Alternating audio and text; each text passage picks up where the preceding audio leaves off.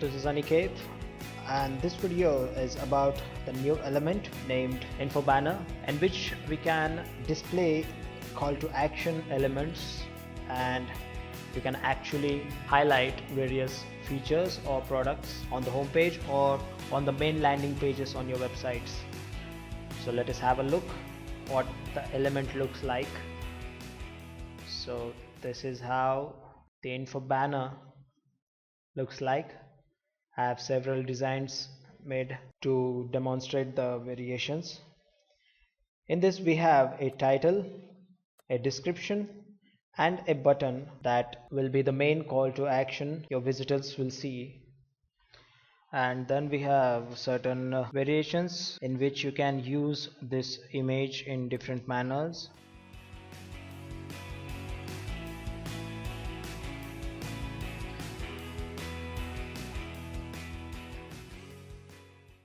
These are all PNG images. You can also use JPEG image, in which you can apply these effects as shown on the screen. Now let's go into the backend and check out the options.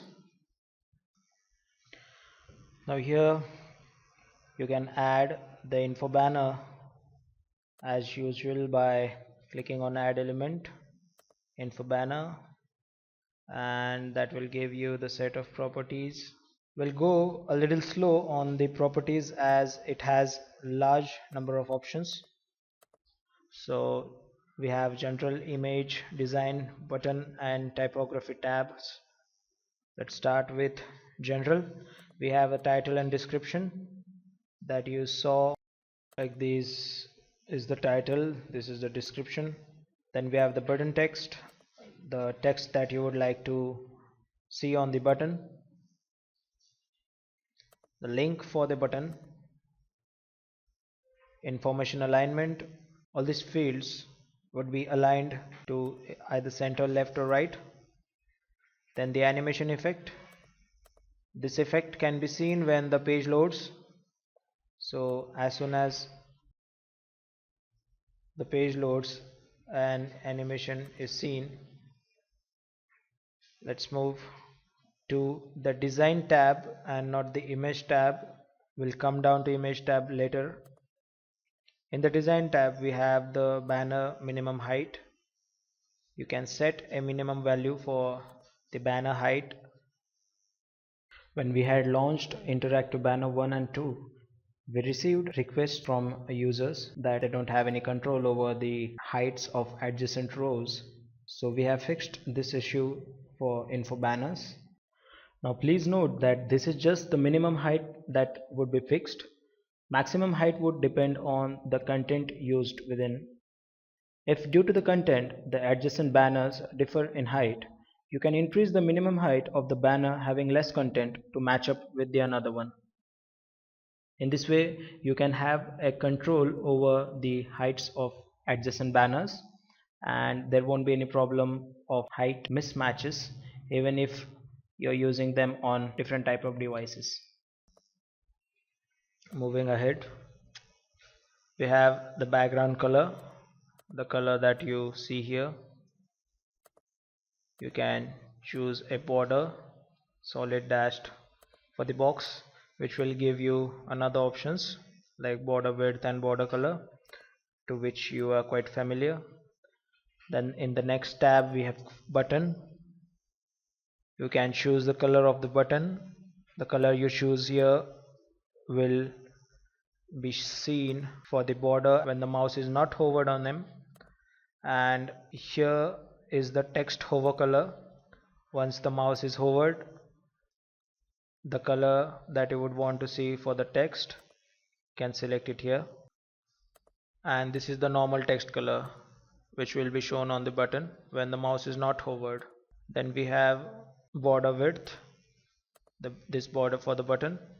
By default the button will have a transparent background color, and when the mouse is hovered this color would be applied for the background. Then we have border radius, which will make the corners rounded.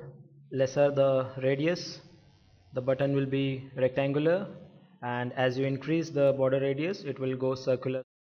And the last tab is the Typography tab, which will let you choose different fonts for the title, description, as well as the button text. So here we got font settings for title, font settings for description, as well as for the button. For the button, the line height will decide the size of the button. Like the line height you would provide here, that height will be shown in between the text and the border of the button. Now moving back to the image tab, you can select an image that can be a PNG or a JPEG image like this. These many options are there for alignments: top left, top center. Here I have aligned all the images to bottom right. This is top right. You can choose what fits best for your needs.